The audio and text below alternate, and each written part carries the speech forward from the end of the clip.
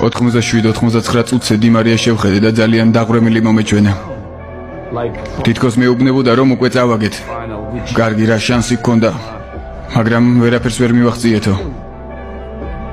მაგრამ მივედი მასთან და ვუთხარი, თამაში განაგძე. ჩვენ ამას შევძლებთქო, რადგან ზუსტად ვიცოდი რომ გოლის გატანა შეგვეძლო.